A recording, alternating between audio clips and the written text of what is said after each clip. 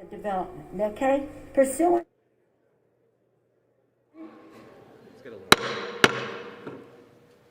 to Senate Concurrent Resolution 1 and Section 17 of Title III of the United States Code, when the two houses withdraw from the joint session to count the electoral vote for separate consideration of an objection, a representative may speak to the objection for 5 minutes and not more than once.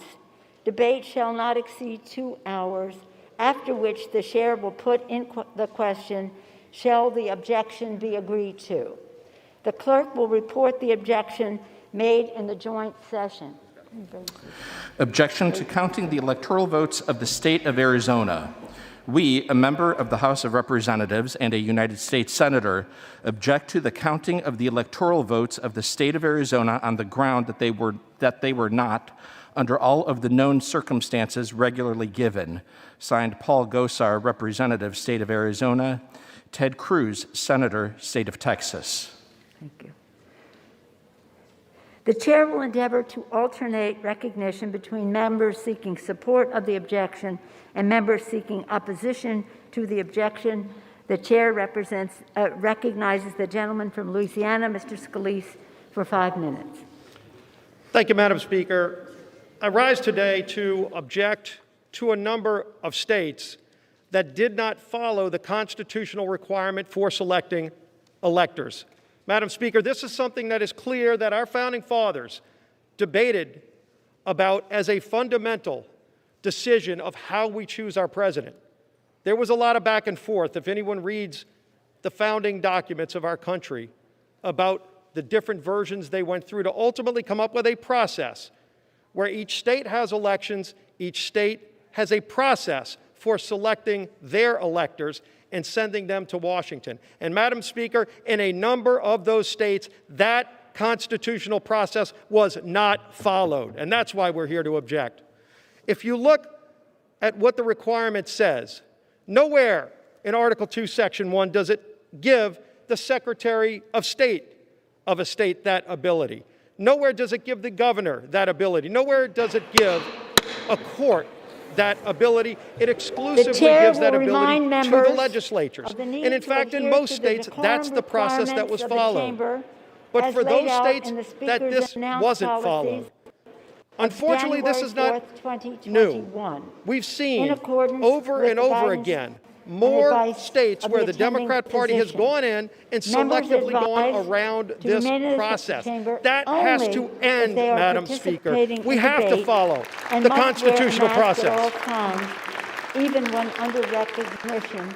Now, there might be reasons why some people don't like the process laid out by a legislative body.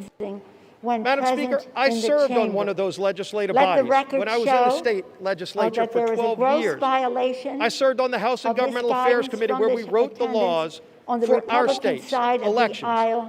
And I can tell you, when we had to make changes, those were extensively negotiated. We would have people on both sides come, Republicans and Democrats, Madam Speaker, would get together to work through those changes, any minute change, to how a precinct would function, to how a change would be made in the time of an election, signature requirements, all the many things that involve a clerk carrying out the duties in each parish in our case. You would see people come and give testimony. Madam Speaker, both sides could come. Clerks of court were there in the hearing rooms. It was an open process, by the way, not behind closed doors in a smoke-filled room where somebody might want to bully a Secretary of State to get a different version that might shall not exceed 2 hours, after which the chair will put in the question, shall the objection be agreed to? The clerk will report the objection made in the joint session. Objection to counting the electoral votes of the state of Arizona. We, a member of the House of Representatives and a United States Senator, object to the counting of the electoral votes of the state of Arizona on the ground that they were not, under all of the known circumstances regularly given. Signed, Paul Gosar, Representative, State of Arizona. Ted Cruz, Senator, State of Texas. Thank you. The chair will endeavor to alternate recognition between members seeking support of the objection and members seeking opposition to the objection. The chair recognizes the gentleman from Louisiana, Mr. Scalise, for 5 minutes. Thank you, Madam Speaker. I rise today to object to a number of states that did not follow the constitutional requirement for selecting electors. Madam Speaker, this is something that is clear that our founding fathers debated about as a fundamental decision of how we choose our president. There was a lot of back and forth, if anyone reads the founding documents of our country, about the different versions they went through to ultimately come up with a process where each state has elections, each state has a process for selecting their electors and sending them to Washington. And Madam Speaker, in a number of those states, that constitutional process was not followed. And that's why we're here to object. If you look at what the requirement says, nowhere in Article 2, Section 1 does it give the Secretary of State of a state that ability. Nowhere does it give the governor that ability. Nowhere does it give a court that ability. It exclusively gives that ability to the legislatures. And in fact, in most states, that's the process that was followed. But for those states that this wasn't followed, unfortunately, this is not new. We've seen over and over again more states where the Democrat Party has gone in and selectively gone around this process. That has to end, Madam Speaker. We have to follow the constitutional process. Now, there might be reasons why some people don't like the process laid out by a legislative body. Madam Speaker, I served on one of those legislative bodies when I was in the state legislature for 12 years. I served on the House and Governmental Affairs Committee where we wrote the laws for our state's elections. And I can tell you, when we had to make changes, those were extensively negotiated. We would have people on both sides come, Republicans and Democrats, Madam Speaker, would get together to work through those changes, any minute change, to how a precinct would function, to how a change would be made in the time of an election, signature requirements, all the many things that involve a clerk carrying out the duties in each parish, in our case. You would see people come and give testimony.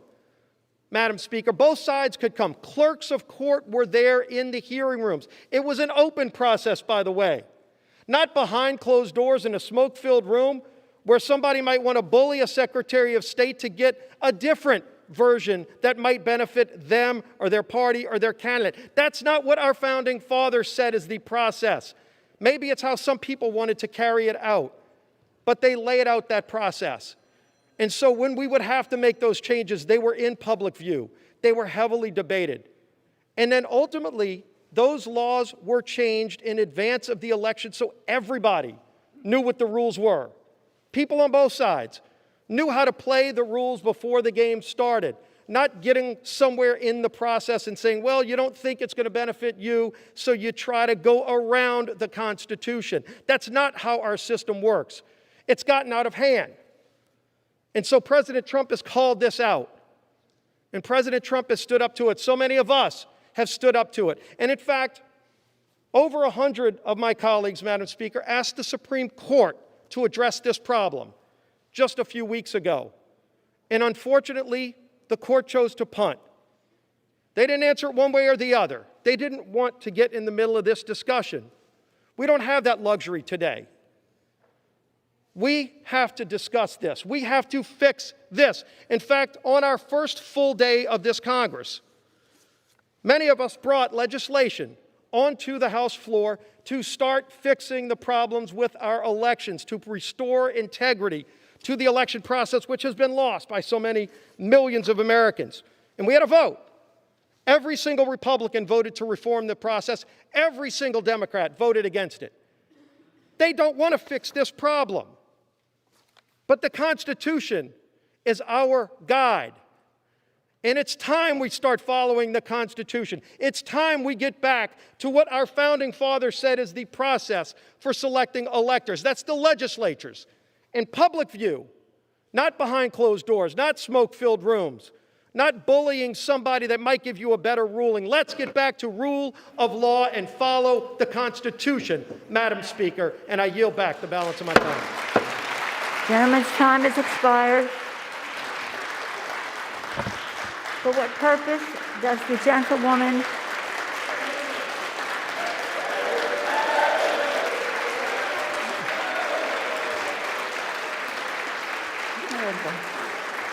It's over now. I thought it was Jamie. For what purpose does the gentlewoman from California seek recognition? To strike the last word. Without objection, the gentlewoman is recognized for Madam 5 Speaker, minutes. Madam Speaker, this day marks a crossroads for American democracy. Those who object to the counting of the Electoral College votes, which reflect the votes of the American people, want to substitute their preferences for the voter's choice. That's not what our Constitution requires, and it's at odds with the American Democratic Republic. If Congress selects the next president instead of American voters, we'll have no need for an electoral college. In fact, we'd have no need for presidential elections at all. We'd be moving from a government elected by the people to a government selected by those already governing. That's not America. In the United States, we abide by the choices of the people, not an elite few. The framers of our Constitution considered whether to have Congress select the president and specifically rejected it. Instead, they wrote Article 2 and the 12th Amendment. Article 2 creates the Electoral College, where each state appoints electors. Laws of all 50 states and D.C. require electors to vote for the winner of the state's popular election. Each state provides for the orderly conduct of elections, including lawful challenges, recounts, and the like. The 12th Amendment is what brings us to today. It says the electors meet in their states. That happened December 14th. The amendment says the electors shall cast their votes, sign and certify them, transmit them to a seal. That's been done. The sealed envelopes containing the signed, certified ballots from each state's electors, reflecting the votes of the people, were in those mahogany boxes. The 12th Amendment directs the president, as the vice president, as the president of the Senate, to do only this: open the sealed envelopes, and then the vote shall be counted. Simple. It doesn't say counted in a manner that some members of Congress or the vice president might prefer. No. The votes are simply to be counted as certified and transmitted by the states. During Reconstruction after the Civil War, more than one slate of electors were appointed by states. Dueling lists were sent and protracted processes were undertaken in presidential elections. And as a result, to make an orderly process, Congress enacted the Electoral Count Act of 1887. This law governs our proceedings today. The act provides dispute resolution mechanisms. Under the ECA, if a governor certifies a slate of electors and there are no competing slates from that state, the governor's certified slate must be counted. Today, every single slate of electors, won by Joe Biden or won by Donald Trump, got their governor's certification. Not a single state submitted a competing slate. There's no dispute to resolve. The 2020 election was the most secure election conducted in modern history. Challenges were resolved by lawful recounts and audits. The result, Vice President Biden won the 2020 election. More than 60 lawsuits were filed contesting elements of the election process. None of these lawsuits prevailed. Why? As even President Trump's own judicial appointees ruled, there was no evidence of any wrongdoing that would change the outcome. The people spoke. It was not a close election. The margin of victory for Biden in 2020 was larger than Trump's margin in 2016. In fact, the Biden victory is one of the most decisive in modern times, exceeding the margin enjoyed by Reagan when he defeated Carter in 1980.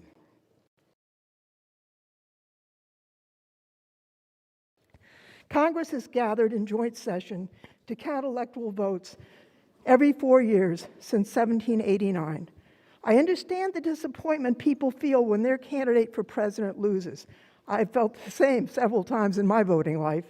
When that happens, it's not an invitation to upend the Constitution and the laws of the United States. It's an invitation to work with the new president for the good of the country and to wait for the next election in 4 years if you're dissatisfied. In that spirit, I urge my colleagues to uphold the American democracy and reject the objection and I yield back the balance of my time.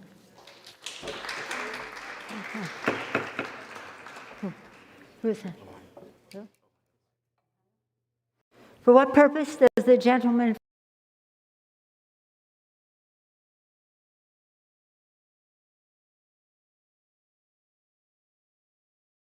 from Ohio seek recognition? Madam Speaker, I rise to support the objection.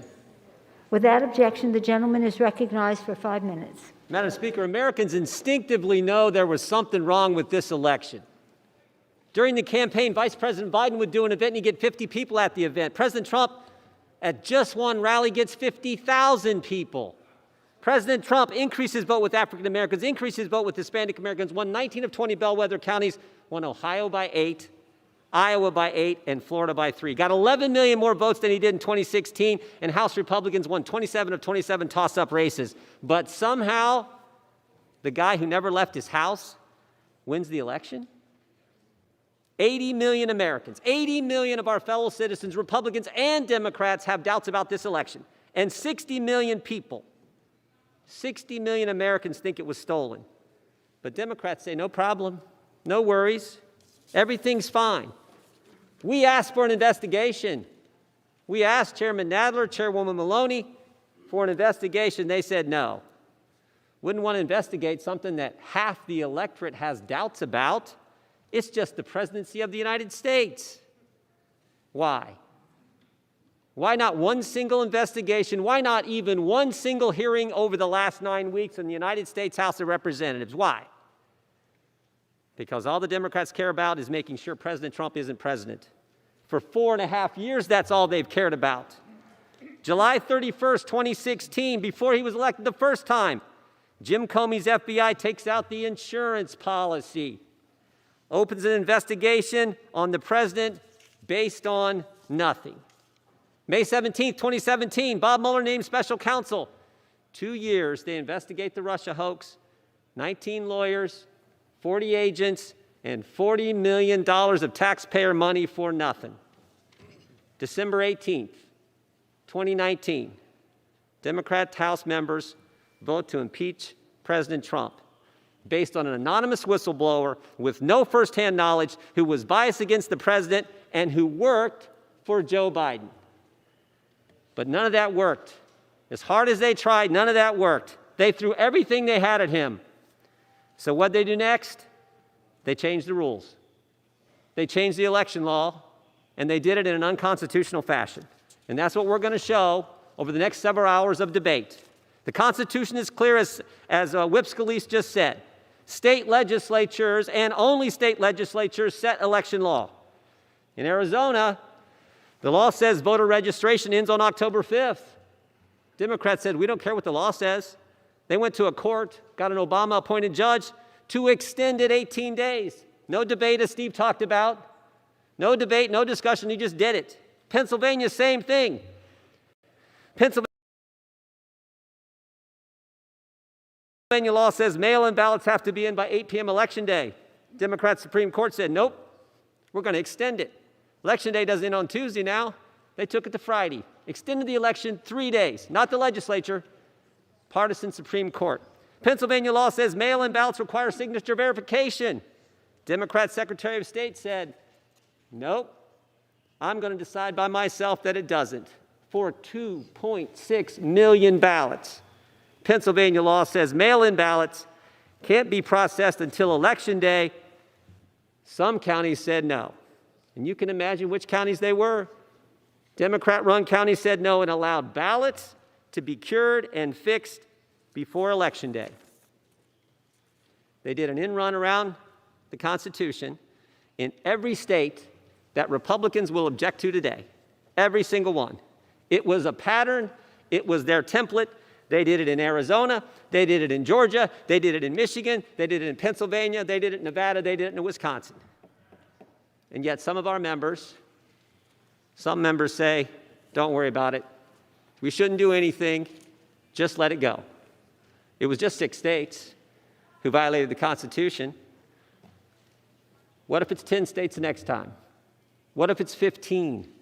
What if in 2024, 2028, it's 26 states? What if it's half the states? do an end run around what the Constitution clearly spells out. We are the final check and balance.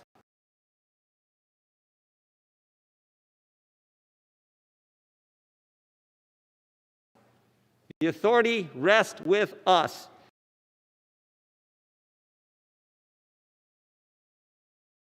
The United States Congress, the body closest to the American people, right where the founders wanted it. We should do our duty. We should object to and vote for this objection to the Arizona electors. Madam Chair, I yield back. Thank you.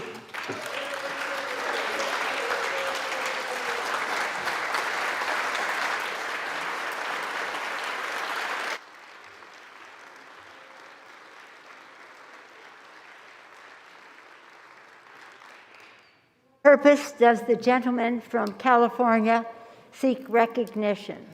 Madam Speaker, I rise in opposition to the objection. The gentleman is recognized without objection for 5 minutes. Madam Speaker, a little more than 2 months ago, America performed an extraordinary feat. Under some of the most trying circumstances in our history, our fellow citizens conducted a free and fair election, vindicating our founders' belief once again that we were capable of self-government and a peaceful transition of power. On November 3rd, the American people chose Joe Biden to be their next president by an enormous margin.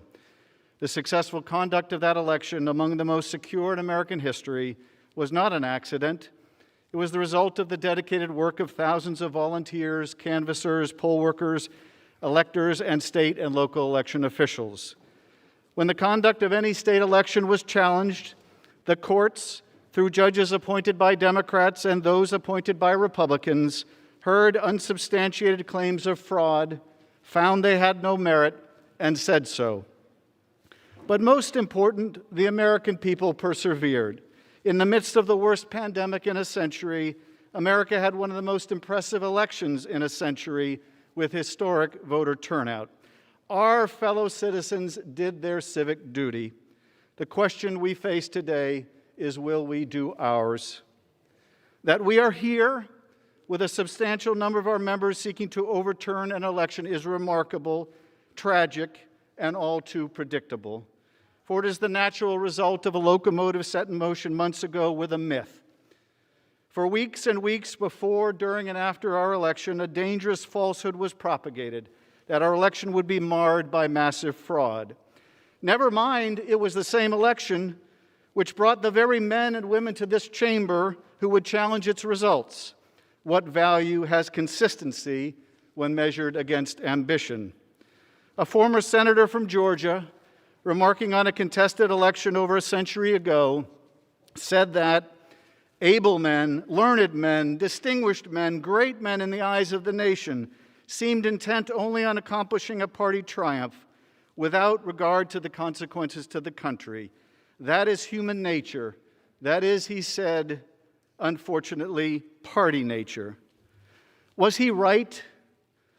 We stand in a house which was once the place of giants. Have we become so small? Does our oath to uphold the Constitution, taken just days ago, mean so very little? I think not. I believe, to quote our dear departed friend Elijah Cummings, that we are better than that. I think Elijah would be proud that the debate here today is not between Democrats and Republicans, and that some Republicans, including the Republican leader of the Senate, remain devoted to the principle that we are a nation of laws, not individuals, let alone a single individual. It may seem unfair to the new members who have only just taken the oath for the first time that they should be so soon tested with one of the most consequential votes they may cast, no matter how long they serve. But it is so, and none of us can shrink from that responsibility. Nor can we console ourselves with the intoxicating fiction that we can break that oath without consequence, because doing so will not succeed in overturning the election. An oath is no less broken when the breaking fails to achieve its end. We must be mindful that any who seek to overturn an election will do injury to our Constitution, whatever the result. For just as the propagation of that dangerous myth about this election made this moment inevitable, our actions today will put another train in motion. This election will not be overturned, but what about the next, or the one after that? What shall we say when our democratic legacy is no more substantial than the air, except that we brought trouble to our own house and inherited the wind? This isn't the first time we've had a contentious election, and it won't be the last.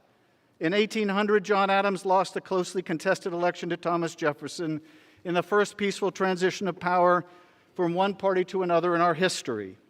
Adams was hardly pleased with the result, choosing to skip the inaugural activities, but he did what leaders are required to do in a democratic government when they lose. He went home. He went home. Jefferson, has my time expired, Madam Speaker? 10 seconds. Would later refer to his victory as the Revolution of 1800, but marveled that the revolution had occurred by the rational and peaceful instruments of reform, the suffrage of the people. It has never been our place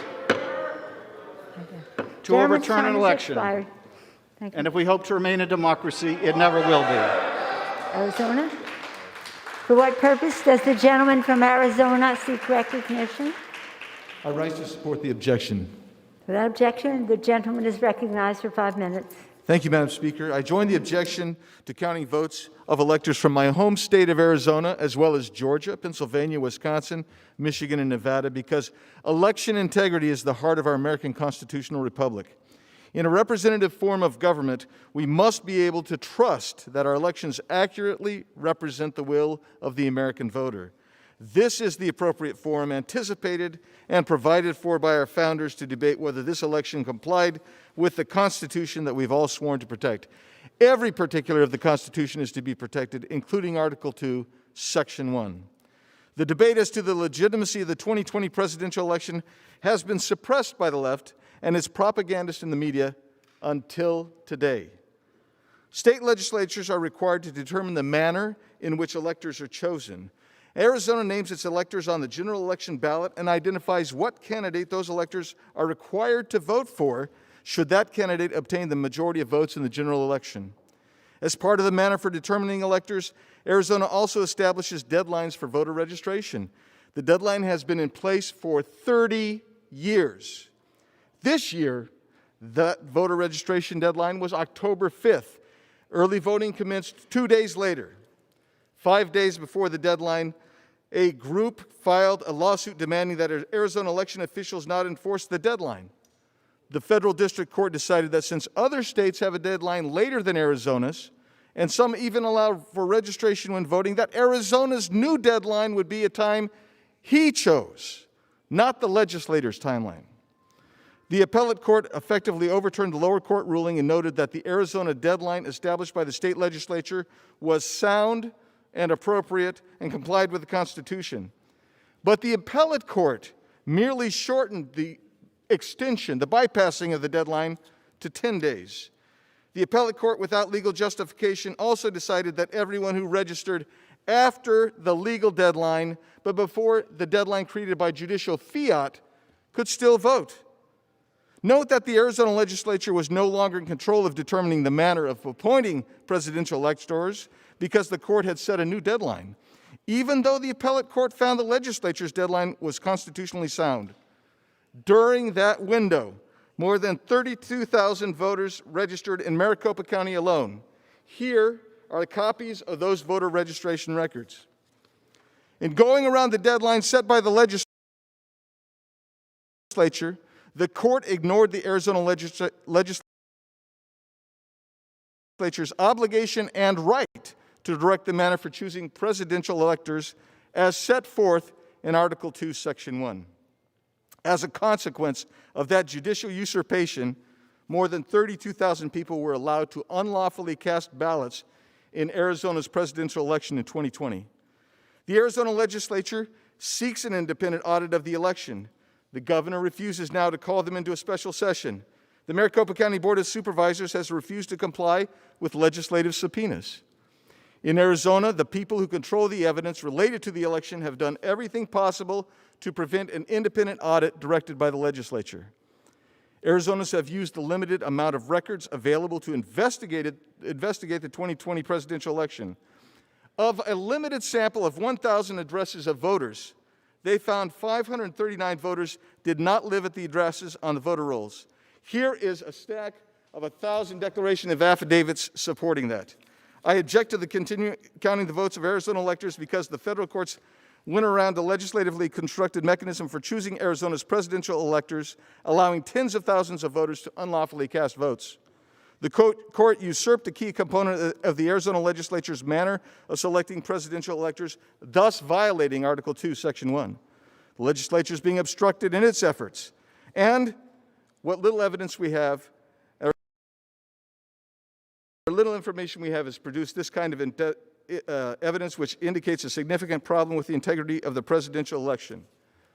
Madam Speaker, I ask that my written comments, together with the voter registration records that reflect the 32,000 registrations permitted in contravention of state law, letters and resolutions from Arizona legislators pertaining to the count of votes from electors, along with approximately 1,000 affidavits and declarations pertaining to potential voter fraud in Arizona in the 2020 presidential election, and the statement of Congressman Randy Weber of Texas be made a part of the record. I yield back. Thank you. Thank the gentleman. For what purpose does the gentleman from Maryland seek recognition? Madam Speaker, I rise in opposition to the objection. The gentleman is recognized without objection for 5 minutes. Madam Speaker, I want to thank you first and all my dear beloved colleagues for your love and tenderness, which my family and I will never forget.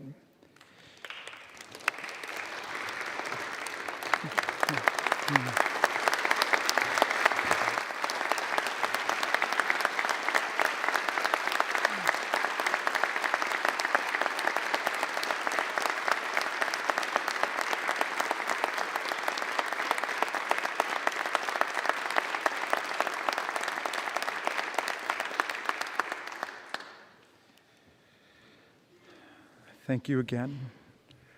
Abraham Lincoln, whose name is a comfort to us all, said, "We've got the best government the world ever knew." It's best because the first 3 words of the Constitution tell us who governs here: we the people. Watch this proceeding today and tell the world with pride, as Lincoln did, about the brilliant meaning and promise of our country. Our government belongs to the people. As President Ford said, "Here the people rule." Today, we are in the people's house to complete the people's process for choosing the people's president. We assemble in joint session for a solemn purpose that we've all sworn a sacred oath to faithfully discharge. The 12th Amendment obligates each and every one of us to count the electoral votes to recognize the will of the people in the 2020 presidential election. We are not here, Madam Speaker, to vote for the candidate we want. We are here to recognize the candidate the people actually voted for in the states. Madam Speaker, the 2020 election is over, and the people have spoken.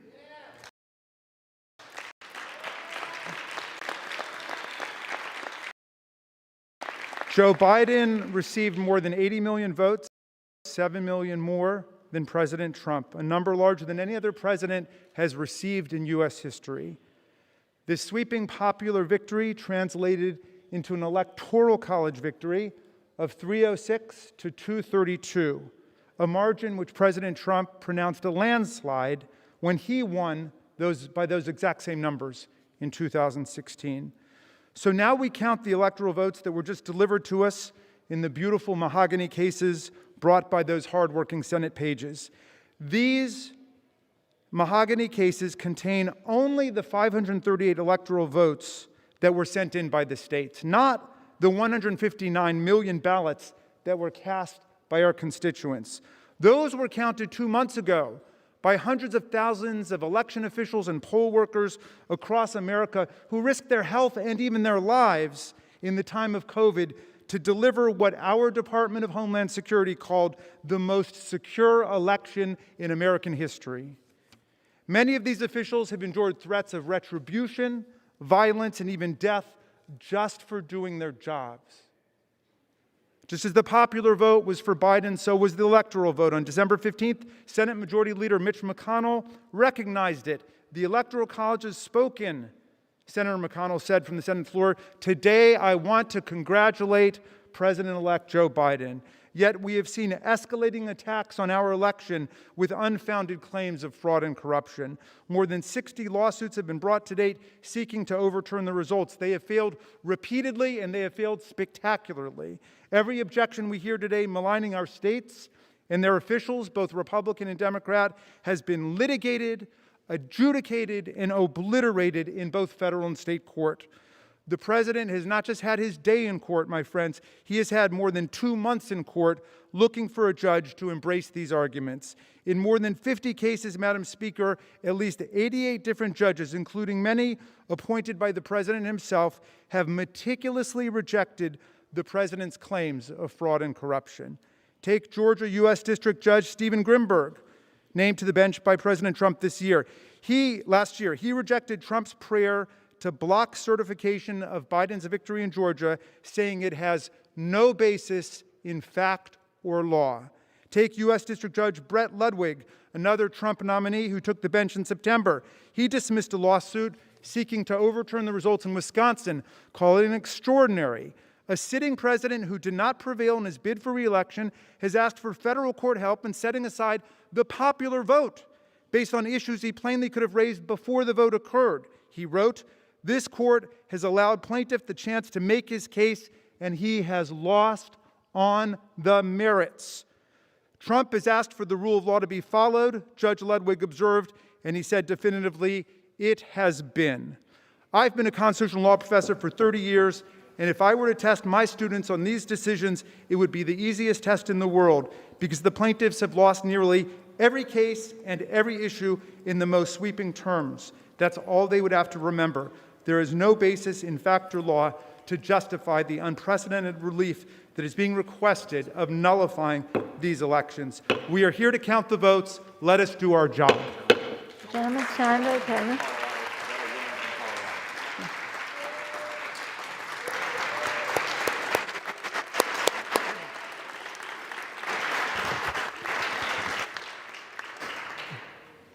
Thank you. For what purpose does the gentlewoman from Colorado seek recognition? I rise to support the objection. The gentlewoman is recognized for 5 minutes. Thank you, Madam Speaker. And to ease everyone's nerve, I want you to all know that I am not here to challenge anyone to a duel like Alexander Hamilton or Aaron Burr. Madam Speaker, my primary objection to the counting of the electoral votes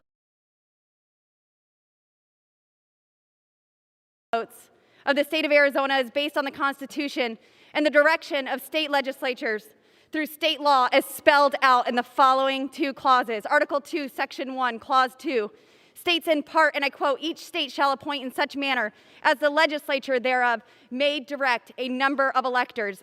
And the election clause of the Constitution provides state legislatures with explicit authority to prescribe, and I quote, "the times, places, and manners of holding elections," end quote. For more than 3 decades, Arizona law set by the state legislature has required that voter registration end no later than 29 days before an election. This is clear. It is law. Unless amended by the state legislature, this is the way it needs to be carried out. In Arizona, the deadline for voter registration for the 2020 presidential election was October 5, 2020. Using COVID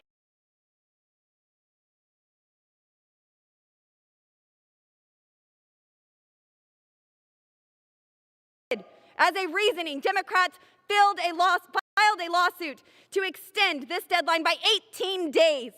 And an injunction was made by an Obama-appointed judge preventing the Arizona Secretary of State from enforcing the constitutional deadline set by the state legislature. As a result of this frivolous partisan lawsuit, 10 extra days were added via judicial fiat to allow voter registration. These 10 days were added after voting had already begun. This is completely indefensible. You cannot change the rules of an election while it is underway and expect the American people to trust it. Now, in this 10-day period, at least 30,000 new voters registered to vote in Arizona. All of these votes are unconstitutional. It does not matter if they voted for President Trump or if they voted for Vice President Biden. They did not register in time for the election. The law states October 5th. Either we have laws or we do not. If we allow state election laws as set forth by the state legislature to be ignored and manipulated on the whims, partisan lawsuit, unelected bureaucrats, Who's order? The House will be in order. if we allow state election laws as set forth by state legislatures to be ignored and manipulated on the whims of partisan lawsuits, unelected bureaucrats, unlawful procedures, and arbitrary rules, then our constitutional republic will cease to exist. The oath that I took this past Sunday to defend and support the Constitution, for me to object to this travesty. Otherwise, the laws passed by the legislative branch merely become suggestions to be accepted, rejected, or manipulated by those who did not pass them. Madam Speaker, I have constituents outside this building right now. I promised my voters to be their voice. In this branch of government, which I now serve, it is my separate but equal obligation to weigh in on this election and object. Are we not a government of, by, and for the people? They know that this election is not right, and as their representative, I am sent here to represent them. I will not allow the people to be ignored. Madam Speaker, it is my duty under the U.S. Constitution to object to the counting of the electoral votes of the state of Arizona. The members who stand here today and accept the results of this concentrated, coordinated, partisan effort by Democrats, where every fraudulent vote cancels out the vote of an honest America, has sided with the extremist left. The United States Congress needs to make an informed decision, and that starts with this objection. I yield the balance of my time to the gentleman from Florida, Mr. Brian Mass.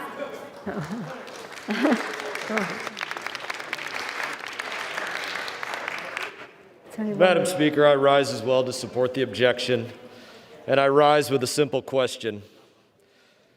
Can the chair honestly tell Americans that with pending Supreme Court legislation or pending Supreme Court case over legal observers not being allowed to observe and inspect signatures, that the laws and Constitution of that state were not violated to change voting outcomes? Madam Speaker, I will wait for a response.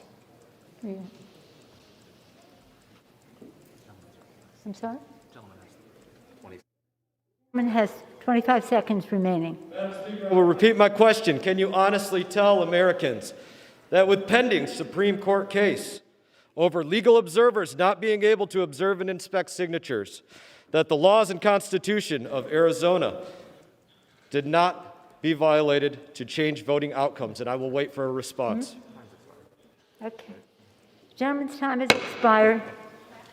For what purpose does the gentleman from Colorado seek recognition? Madam Speaker, I rise in opposition to the objection. Without objection, the gentleman is recognized for 5 minutes. Madam Speaker, today is an important day. In 1862, during the depths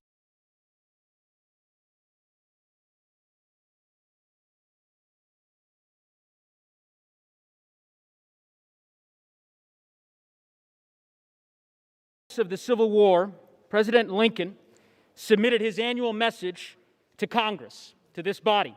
And in it, he wrote the following: "Fellow citizens, we cannot escape history. We of this Congress and this administration will be remembered in spite of ourselves. The fiery trial through which we pass will light us down in honor or dishonor to the latest generation. We shall nobly save or meanly lose the last best hope of earth." We gather today, Madam Speaker, to ensure the survival of our grand American experiment, the greatest democracy this world has ever known. And there are millions of people watching today's proceedings. The eyes of the world are on us now, my colleagues, wondering if we will keep the faith, wondering if our constitutional republic will hold. Will we adhere to our Constitution, that solemn, visionary document that has guided us so well for so long and enabled the peaceful transfer of power for the last 230 years? Will we continue to be a country premised on the consent of the governed, a Congress that respects the will of the people, and a republic that will endure? Those are the questions before us today, Madam Speaker. With respect to my new colleague from Colorado, the question is not whether Joe Biden was elected the 46th President of the United States. He clearly was.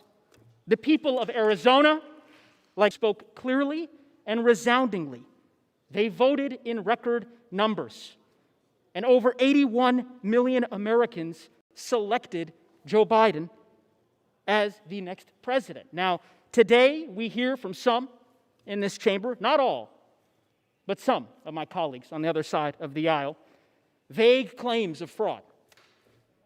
No substance, no evidence, no facts, no explanation for why over 88 judges across this land have rejected the very same claims. Madam Speaker, the bottom line is this. As my colleague Representative Raskin so eloquently put it, the people have spoken.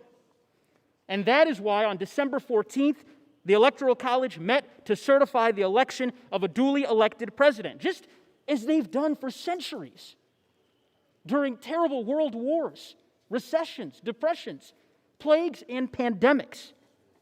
They met their duty, and they once again rose to the occasion and certified the election. And the question now is, will we do ours? Now, I know there are many textualists among us, many of my colleagues, who would understand that the Constitution must guide our work today. And the Constitution is crystal clear. Our duty today is a narrow one. Article 2, Section 1, Clause 3 reads, "The President of the Senate shall, in the presence of the Senate and the House, open all the certificates, and the votes shall then be counted. The person having the greatest number of votes shall be the President." That's it. Period. Our job is not to replace the judgment made by the American people with our own.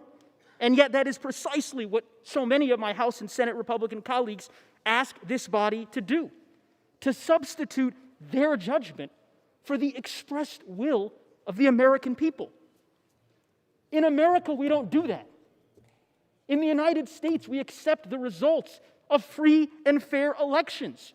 We don't ignore the will of the voters, Madam Speaker, and attempt to install a preferred candidate into power. That doesn't happen here. I will close with this. Our duty, our task, is a very simple one: to honor the voice of the people, to honor our Constitution, to count the votes, certify this election, and begin to heal this great country of ours. I pray each of us may find the courage to do so. With that, I yield back. Thank you, gentlemen. Yeah? Okay. Yeah. For what purpose does the gentleman from Louisiana seek recognition? Madam Speaker, I rise in support of the objection. The gentleman is recognized for 5 minutes. Madam Speaker, we have a solemn responsibility today.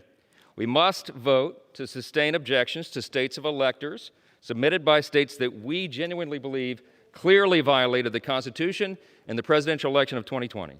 This is the threshold legal question before us, and it's an issue before us for the state of Arizona. We got to repeat this for emphasis because a lot of people seem to be confused.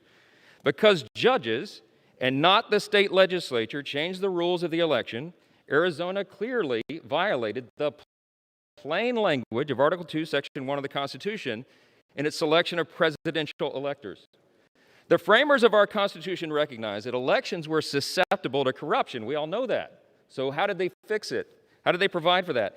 They created the Electoral College as a safeguard, and they expressly empowered state legislatures to ensure the integrity of our unique election system. Only the state legislatures, because they're a full body of representatives and not rogue officials, were given the authority to direct the manner of appointing presidential electors because it was so important. The Supreme Court has acknowledged this over and over.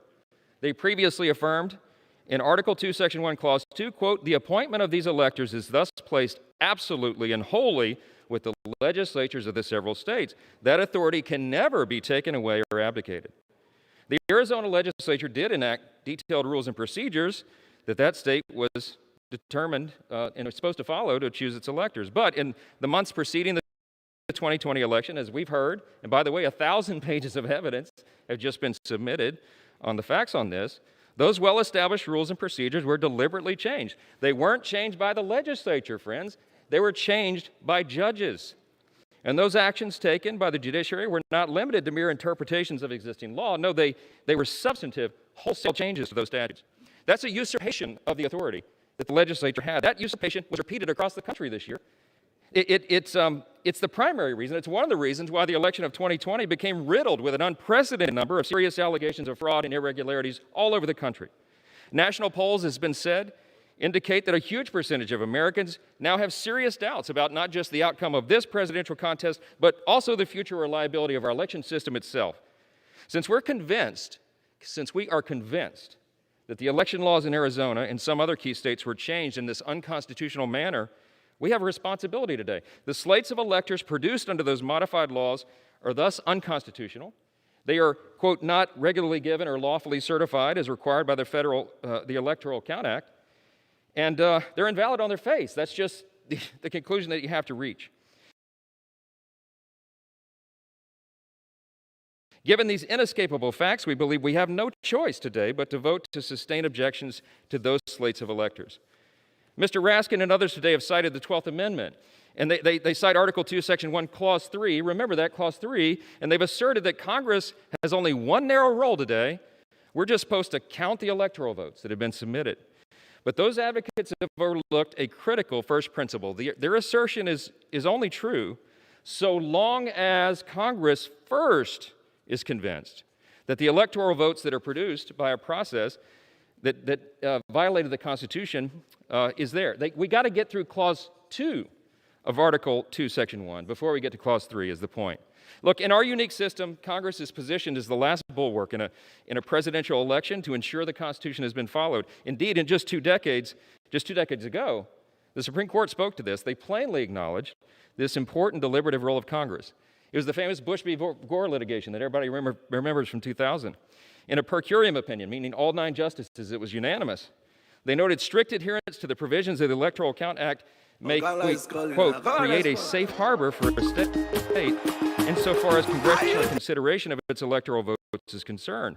However, they said, unanimously, the court said, since Title III, Section 5 contains a principle of federal law that would assure finality of the state's determination if they followed all the prescriptions, if a legislature, the will of the legislature is attempted to be changed by a state court, that is a problem. That, they said, Congress might deem to be a change in the law. That's precisely why we're here right now. Go read Bush v. Gore and defend the Constitution. Chief Justice William demand an end to this Scalia siege. And Thomas joined in a concurring opinion 8 days later, and they reiterated this point. To smash windows, departure from the legislature to occupy offices, presidential electors. The floor of the United States Senate, rummaging through desks. It's a big problem for us, and it's one we cannot get around. That's why we're here. I urge my colleagues today to look at the facts, to follow the law, and follow our congressional oath. We're supposed to support and defend the Constitution.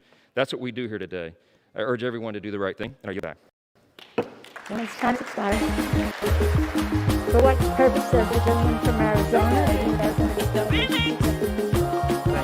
Madam Speaker, I rise in opposition to the objection. The gentleman is recognized for 5 minutes. Thank you, Madam Speaker. This exercise in futility that Congress is undertaking is at the behest of Republican members of Congress. The effort to overturn the presidential election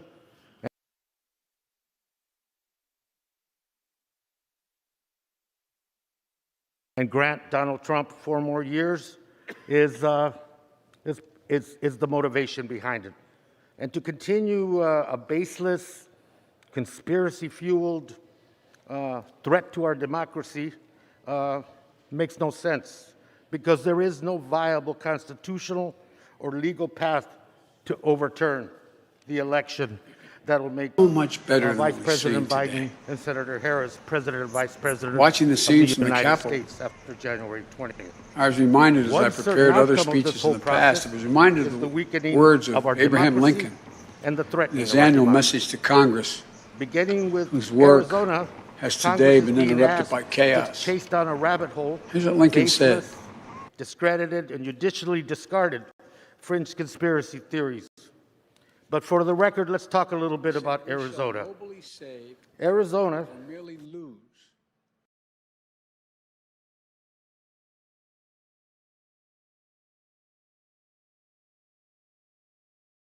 and state and local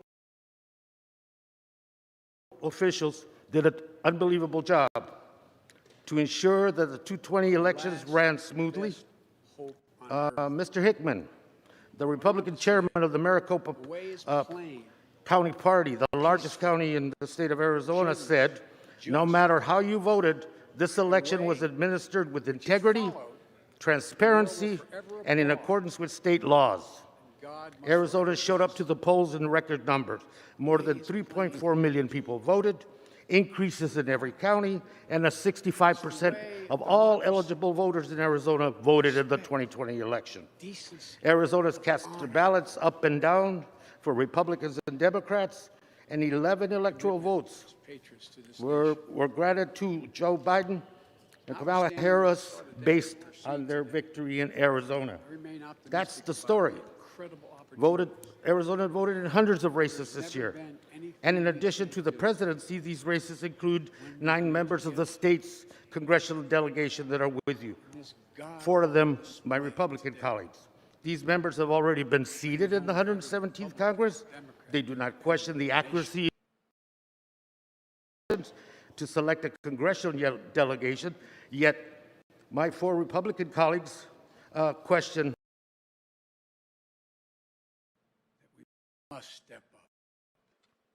This is the United States of America.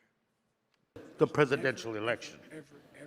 Our colleagues may say they are only asking questions and seeking to reassure voters. But let us be clear, these questions have been answered by the voters and by the courts. Rather than accepting the answers and the results of the election, they are fanning the flames of unfounded suspicion and once again creating a threat, a very real and dangerous threat to our democracy. Again, our friends do not question the outcomes of their own elections. That is, because they have no reason to, just as they have no legitimate reason to question the results of the presidential election in Arizona. I ask my colleagues to reject this objection, to respect the will of the voters in the state of Arizona and throughout this country, and to fundamentally add some preservation to our democracy from any future damage that this effort that we are undertaking in this House today and in the Senate today does not further damage our democracy. Now, yield back.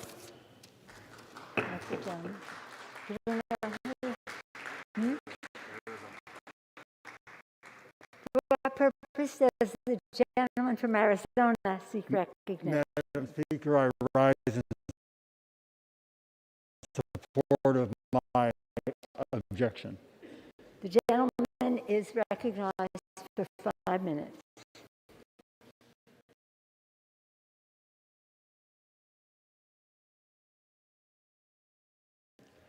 Madam Speaker, I filed my petition, a challenge on the slate of electors from the state of Arizona that was actually put forward by Governor Ducey of Arizona. My ask to you, the Speaker, to the Vice President, is simple. Do not count these electors until and unless the Secretary of State allows a forensic audit of the election, a request she has denied repeatedly.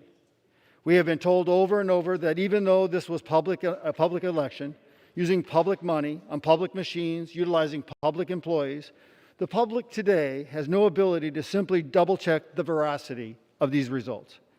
If the presidential election was a football game, we would get a slow-motion review from multiple angles and a correction of a controversial decision. But not so, we are told by our Secretary of State for the presidential election. No review for you. No access to the Dominion voting machines with a documented history of enabling fraud through its now discredited adjudication system, a system that literally allows one person to change tens of thousands of votes in a mere minutes. In the only audit done in Arizona, a court found 3% error rate against President Trump. Vice President Biden's margin of error was 1/10 of that, at 0.03%. By the way, a 3% error rate at minimum is 90,000 ballots. After finding the 3% error rate, the court stopped the audit and refused to go further. In Arizona, as my attachments make it clear, mail-in ballots were altered on the first day of counting, as shown in data graphs we provide, and is concluded by data analysts. Over 400,000 mail-in ballots were altered, switched from President Trump to Vice President Biden, or completely erased from President Trump's totals. The proof is in the counting curves, the curves that cannot occur except with odds so rare and unlikely that winning the Mega Millions lottery is more probable. Mr. Speaker, can I have order in the chamber? The House will be in order.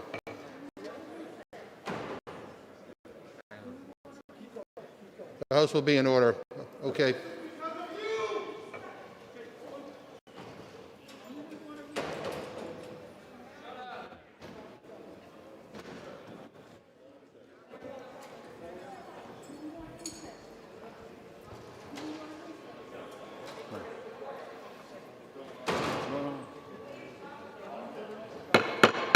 The House will be in order. House will be in order.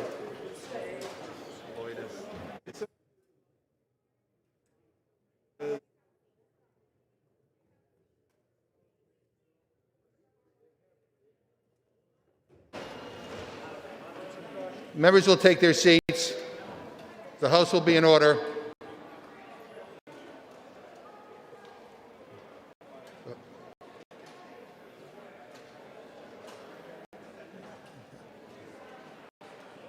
Okay.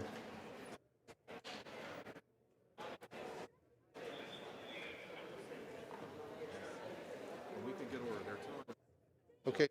We can get order. We can resume.